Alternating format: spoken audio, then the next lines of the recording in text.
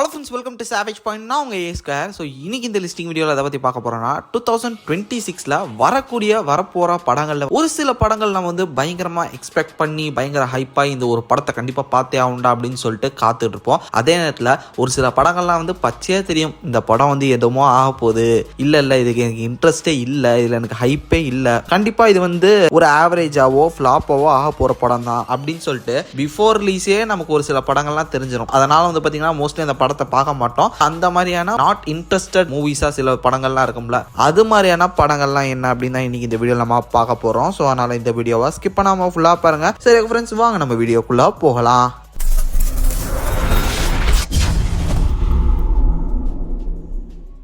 லிஸ்ட்ல ஆறாவதா இருக்கிறது உஸ்தாத் பகத்சிங். ஸோ இது வந்து பவன் கல்யாணோட படம். ஆக்சுவலாக இது வந்து ஒரு தெலுங்கு ஃபிலிம். இதோட ஆர்ஜின் தெரி படம் இருக்குல்ல, விஜய் சார் நடிச்ச தெரி படம், கிட்டத்தட்ட அதை தழுவிய ஒரு ரீமேக் அப்படின்ற மாதிரி தான் சொல்றாங்க.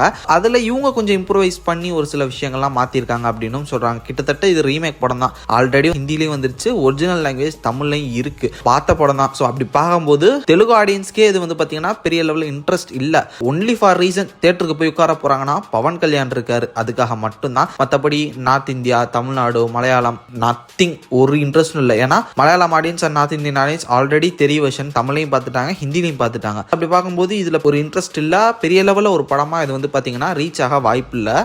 லிஸ்ட்ல அஞ்சாவதா இருக்கிறது ஆல்ஃபா. யாஷ்ராஜோட ஸ்பை யூனிவர்ஸ் இருக்குல்ல, அதுல வந்து பாத்தீங்கன்னா இப்ப ரீசெண்டா ரிலீஸ் ஆனா வார் 2, அந்த படத்துல இந்த ஆல்ஃபா படத்தோட சின்ன ஒரு post credit scene are tease பண்ணாங்க அப்படின்னு இதை வச்சுக்கலாம். அதுல வந்து ஆலியா பட் தான் நடிக்க போறாங்க. ஆல்ஃபா அது வந்து ஒன்லி ஃபீமேல் சென்ட்ரிக் படம், அது ஃபுல் அண்ட் ஃபுல்லி. இது வந்து ஒரு யூனிவர்ஸ்குள்ள வருதுன்ற காரணத்தினால மேபி அதுக்காக சில பேர் போய் பார்க்கலாம். பட் அந்த ஒரு யூனிவர்ஸ் மேலேயே பெரிய ஹைப்பே இல்லையடா அப்படின்னு தான் இங்க பலரும் இருக்காங்க. வார் 2 ஓரளவு ஆவரேஜா தான் போச்சு. பெரிய லெவல் அந்த யூனிவர்ஸ் மேல பலருக்கும் இன்ட்ரெஸ்ட் இல்ல, ஹைப்பு இல்ல. அப்படி பார்க்கும்போது one and only female orient subject இது. இதுல யாராவது வராங்களா கேமியோ அது இதுன்னு வச்சு ஏதாவது ஒப்பேத்தி தான் வந்து பாத்தீங்கன்னா ஹைப்பை கிரியேட் பண்ணி இதை பிசினஸ் பண்ணி ஆகணும். மற்றபடி பெரிய லெவல்ல பலருக்கும் இந்த ஒரு படம் மேல இன்ட்ரெஸ்ட் கிடையாது. லிஸ்ட்ல நாலாவதா இருக்கிறது பராசக்தி. பராசக்தியா என்ன ப்ரோ அப்படி சொல்றீங்க அப்படின்னு கேட்டீங்கன்னா, ஆக்சுவலா இனிஷியலி இந்த படத்தோட அந்த ஒரு அனௌன்ஸ்மெண்ட் அப்படின்னு கூட எடுத்துக்கலாம். ஸோ அதுல இருந்தே பலருக்கும் இந்த ஒரு படம் மேல இன்ட்ரெஸ்ட் இல்லாம தான் இருந்தது. பிகாஸ் ஸ்டோரி என்னன்றது தெரியும், ஓரளவு இது வந்து பீரியாடிக் சப்ஜெக்ட்ன்றது தெரியும். தென் இது மட்டும் இல்லாம இது வந்து சூர்யா சார் வந்து ரிஜெக்ட் பண்ண ஒரு ஸ்கிரிப்ட், அதெல்லாம் ஓரளவு ஆடியன்ஸ்க்கு ஒரு ஐடியா இருந்தது. தென் இதை தாண்டி ப்ரொடக்ஷன் ஹவுஸும் வந்து பாத்தீங்கன்னா இந்த படத்தை பத்தின எந்த ஹைப்பு ப்ரொமோஷன் எதுவுமே பண்ணாம ஸ்டில் இப்போ வரையுமே வந்து பாத்தீங்கன்னா சைலண்ட் வச்சுக்கிட்டு இருக்காங்க. கம்ப்ளீட்லி அதுல ஒரு கண்டென்ட் இருக்கும் அப்படின்றத நம்பி தான் வந்து பாத்தீங்கன்னா ப்ரொமோஷனை வந்து தவிர்க்கிறாங்கன்றது புரியுது. பட் ரிலீஸ் பண்ணக்கூடிய அந்த ஒரு இடம் நேரம் தவறான நேரமா இருக்கு. ஸோ அதனால எப்பேற்பட்ட கண்டென்ட்டா இருந்தாலும் டெஃபினட்டா மேபி புறக்கணிக்கப்படலாம் அப்படின்ற மாதிரி தோணுது எனக்கு என்னமோ. ஃபார் ரீசன் இந்த வருஷம் செப்டம்பர் 5 வந்து பாத்தீங்கன்னா மதராசியர் படம் ரிலீஸ் ஆச்சு. பெரிய லெவல்ல பெரிய ஆக்டர்ஸோட படம் எதுவுமே கிளாஷுக்குலாம் வரல, சிங்கிளா தான் ரிலீஸ் ஆச்சு. ஸோ அப்படி இருந்துமே 14 நாள் ஆச்சு 100 crores பாக்ஸ் ஆஃபீஸ்குள்ள போறதுக்கு. சிங்கிள் ரிலீஸா வந்ததுக்கே பாக்ஸ் ஆஃபீஸ்க்கும் அந்த விதத்துல வந்து பாத்தீங்கன்னா அடியை வாங்கிச்சு. தென் இது மட்டும் இல்லாம படத்தோட ரிவ்யூ வந்து பாத்தீங்கன்னா மிக்ஸ்ட் ரிவ்யூவா தான் கிடைச்சது. ஸோ அப்படி பார்க்கும்போது டபுள் மைண்டட் தான், பொறுத்து இருந்து பார்ப்போம் மேபி. பட் நேரம் சரியில்லை அப்படின்னு தான் சொல்லணும்.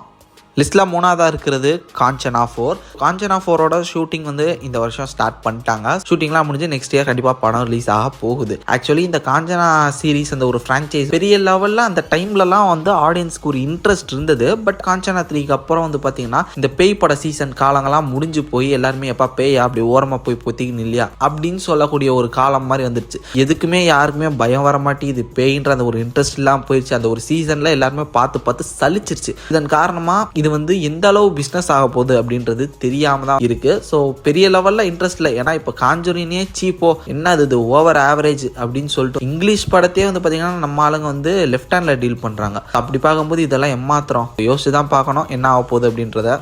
லிஸ்ட்ல ரெண்டாவதா இருக்கிறது பூத் பங்களா. ஆக்சுவலா இது வந்து அக்ஷய் குமாரோட படம். ஸோ அக்ஷய் குமாரோட படம், அதுவும் வந்து பாத்தீங்கன்னா பேரு பூத் பங்களா, காமெடி ஹாரர் ஃபிலிமா சொல்ல வேணும்.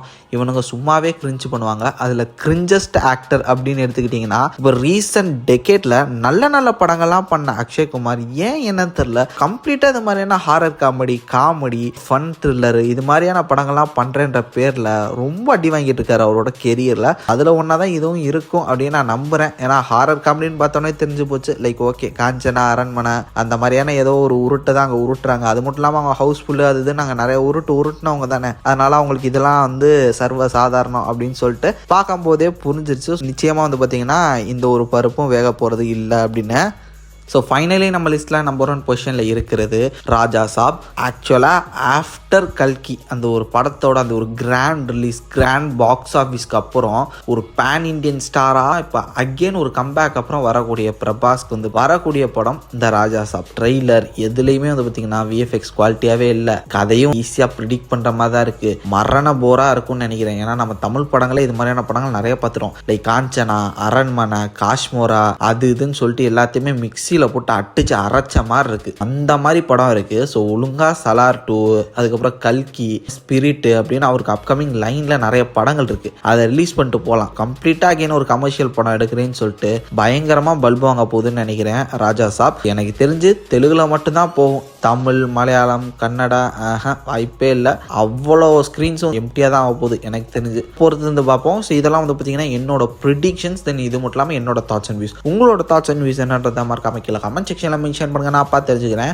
சரி ஓகே ஃப்ரெண்ட்ஸ், இதே மாதிரி தொடர்ந்து நிறைய இன்ட்ரெஸ்டிங்கான வீடியோஸ் பார்க்கறதுக்கு மறக்காம நம்ம சாவேஜ் பாயிண்ட் சேனலை சப்ஸ்கிரைப் பண்ணி அந்த பெல் ஐக்கனை ப்ரெஸ் பண்ணிக்கோங்க. அடுத்த ஒரு இன்ட்ரெஸ்டிங்கான வீடியோவில் நாளைக்கு மீட் பண்ணுறேன். அது வரைக்கும் tata bye, take care from A Square.